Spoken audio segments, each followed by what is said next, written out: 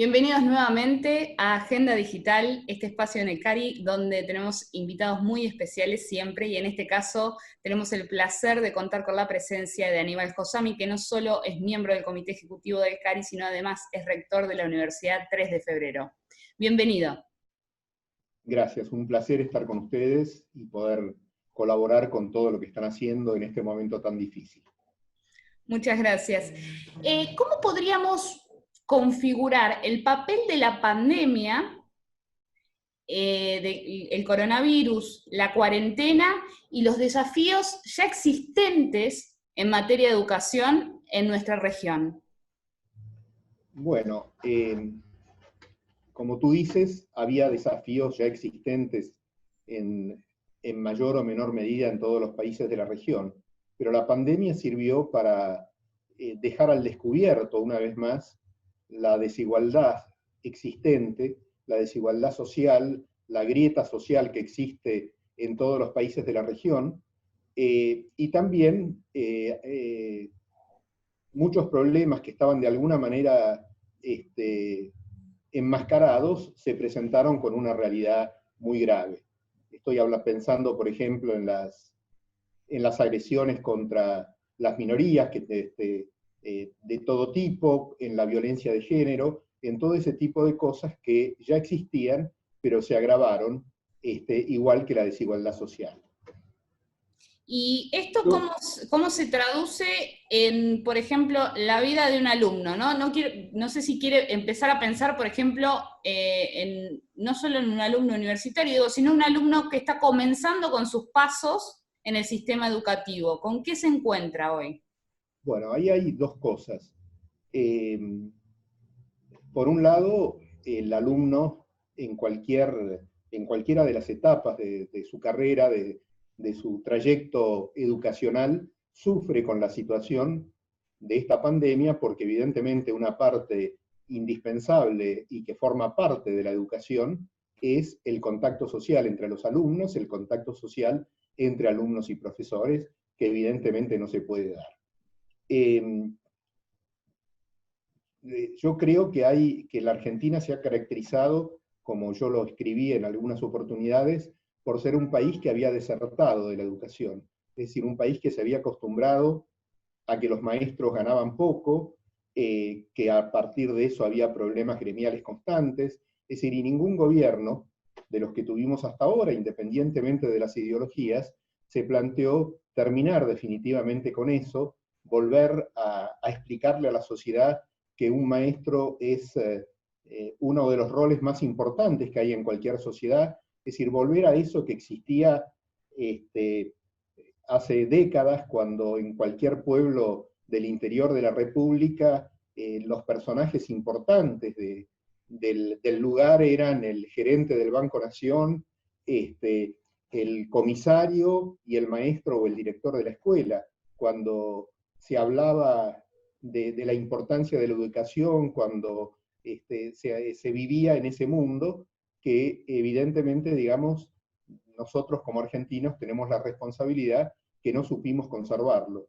Y en esto ha sido un fenómeno general en nuestra historia, que se pueden hacer diferencias entre un tipo de gobiernos y de otros, pero fundamentalmente faltó el sentimiento social de sentir realmente que teníamos que darle a la educación el lugar que se merecía. Y esto en esta pandemia queda más notable. Lo que tú me decías en relación a un alumno, te decía, por un lado va a sufrir eso, pero por otro lado también va a sufrir según en qué lugar de esta escala de desigualdad social él está.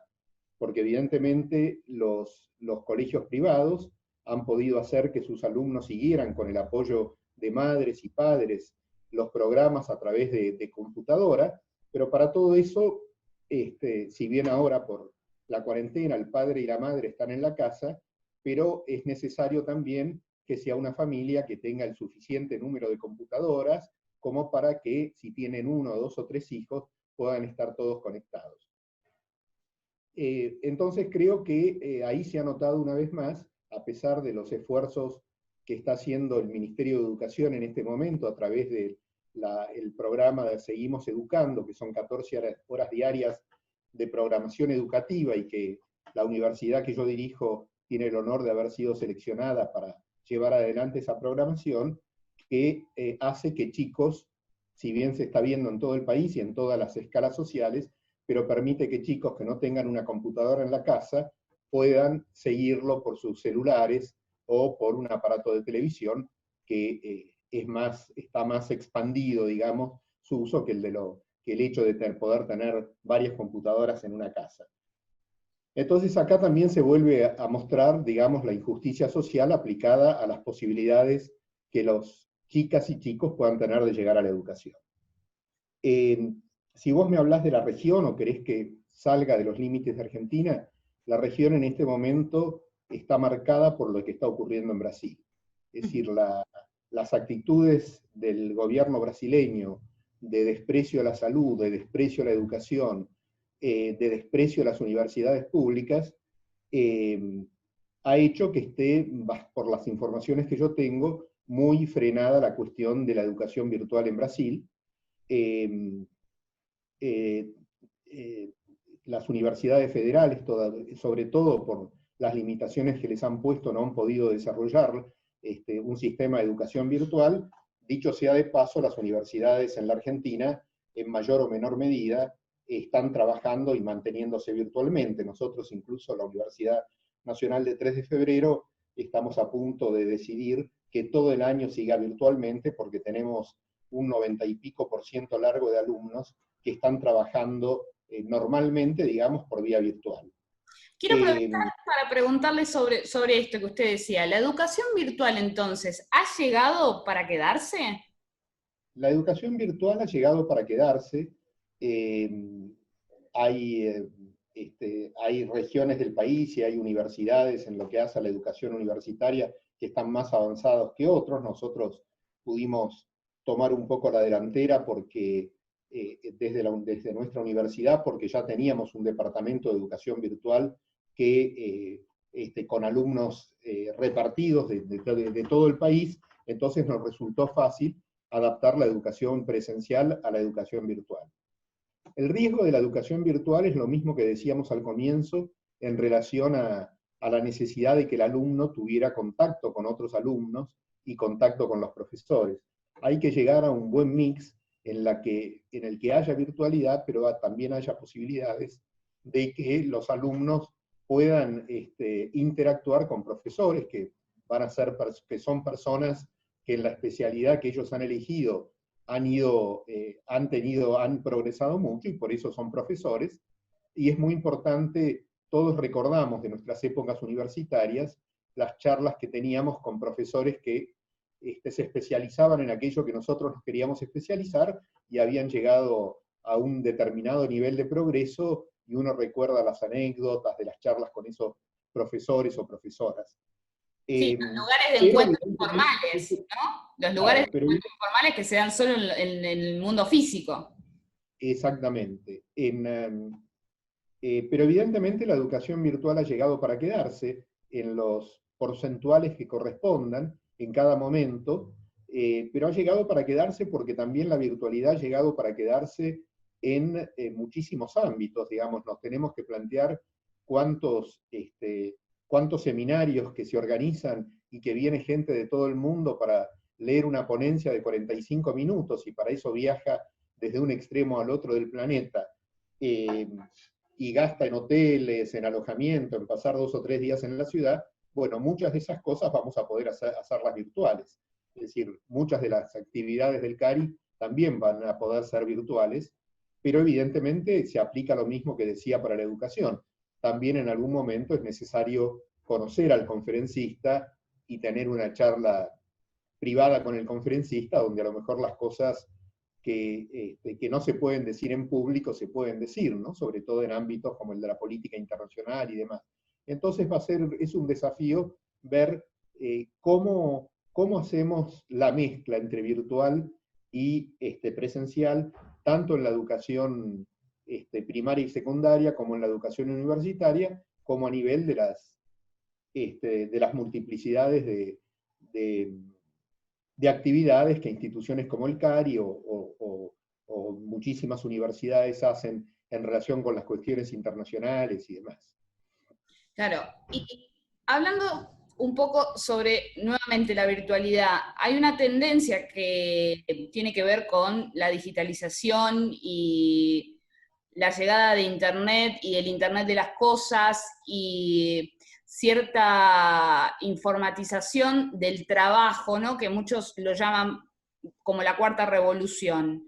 Y la cuarta revolución, primero, me gustaría saber usted qué reflexiones tiene sobre cómo va a afectar la actividad docente y por otra, cómo va a afectar a la formación de estos alumnos que llegan a las universidades para tener las herramientas para salir al mercado laboral, cómo pueden enfrentar estas nuevas habilidades que necesitan los ciudadanos del futuro.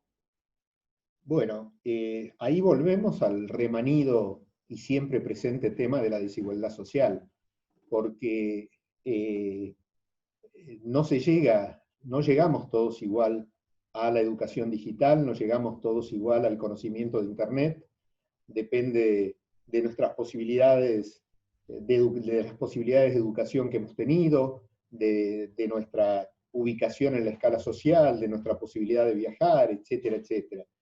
Y también todo eso trae algunos problemas, porque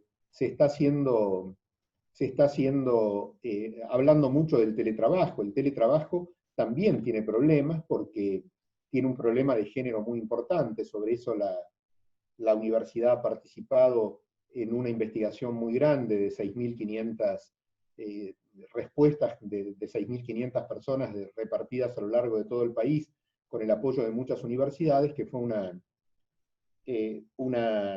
encuesta, un trabajo de investigación que encaró, como decía, con el apoyo de muchas instituciones, la Fundación Foro del Sur. El teletrabajo, volvemos a lo que decíamos antes, tiene el problema de la acumulación de la gente en su casa, que es muy distinta cuando vivís en un departamento de varios ambientes y cada uno puede estar en un ambiente con su computadora, que cuando hablas de una población donde hay casos y lugares donde la población está en un nivel de hacinamiento muy grande. Y a eso se le suma que las familias no están previstas para estar todo el día juntos. Entonces, la presencia constante en el hogar, en este caso no fue solo por el teletrabajo, sino por la cuarentena que obligó al teletrabajo, también va creando una serie de problemáticas, porque son fenómenos sociales distintos. Claro. Que han traído las violencias de género y violencias no solo de género, sino hacia los vecinos, etcétera, porque crea una situación que es distinta a lo usual. Claro.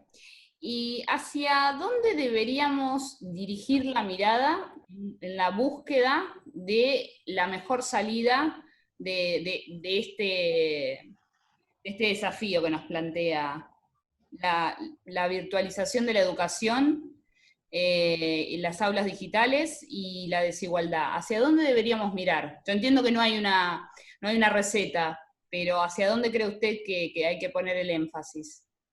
No, yo creo que hay que poner el énfasis en lo que comenté al comienzo, en que nos planteemos la importancia que tiene que tener la educación en la sociedad argentina. Eso se tiene que ver reflejados en los presupuestos, que nos planteemos rescatar, porque a pesar de lo que dije, hay que tener en cuenta que la Argentina, si se ha caracterizado por algo en la región, ha sido por su nivel educativo. Eso nos ha permitido que una de las capacidades principales que tiene la Argentina en la relación con sus vecinos ha sido su mayor nivel educacional, que busquemos cómo aprovechar todo ese sistema. O sea, hay algo que está pasando en este momento, y que es, si se puede pensar que esta pandemia que ha tenido tantos enfermos y tantos fallecidos pueda tener un lado bueno, diría que ha sido como el sistema universitario público está participando muy activamente en la búsqueda y el encuentro, en muchos casos, de soluciones para problemas que crea la pandemia. Estoy hablando de cuestiones científicas, de cuestiones tecnológicas, de cuestiones educativas, y eso ha sido sumamente importante. Entonces, y justamente es lo contrario de lo que está yo había hablado también de Brasil, es lo contrario de lo que está pasando en Brasil.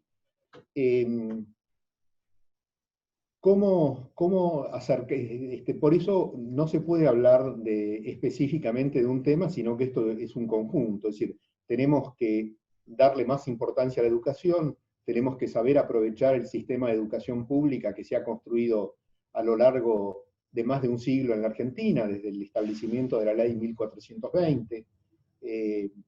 No nos olvidemos que la democracia en la Argentina ha dependido más y ha sido más posible gracias a la ley 1420 que a muchas otras cosas que tienen que ver con la política.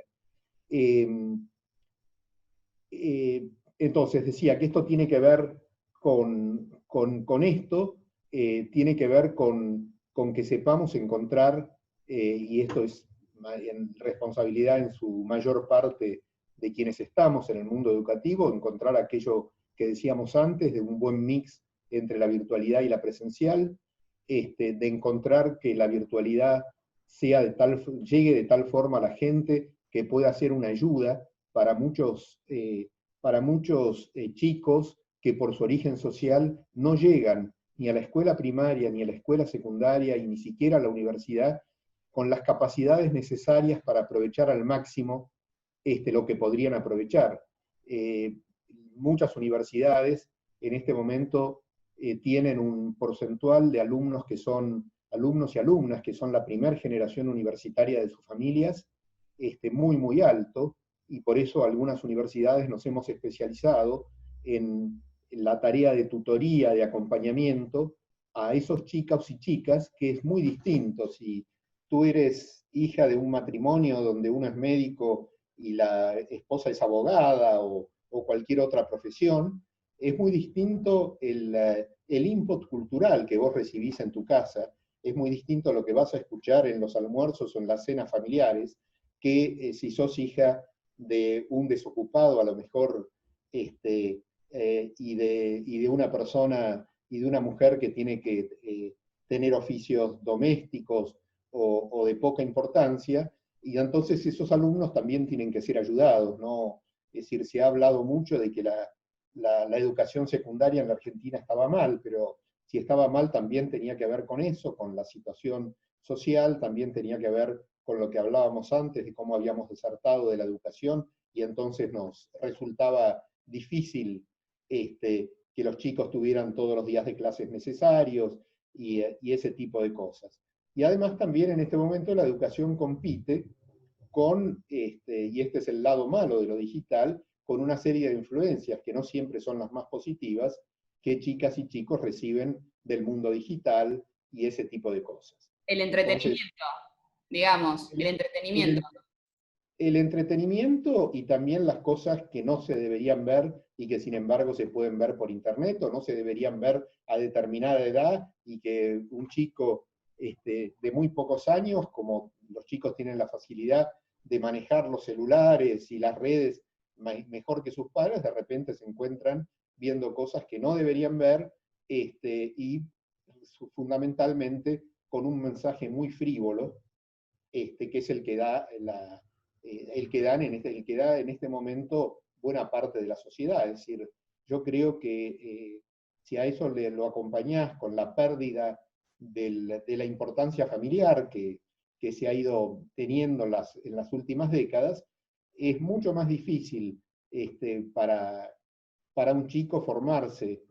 Digamos que aquellos que tenemos una cierta edad hemos tenido muchas más facilidades para formarnos, hemos tenido mucha más posibilidad de recibir valores realmente trascendentes en la misma etapa de la vida en que hoy en día muchos chicos creen que, es decir, les hace creer el sistema digital de que lo importante es ver a cuántos enemigos matan en un juego digital.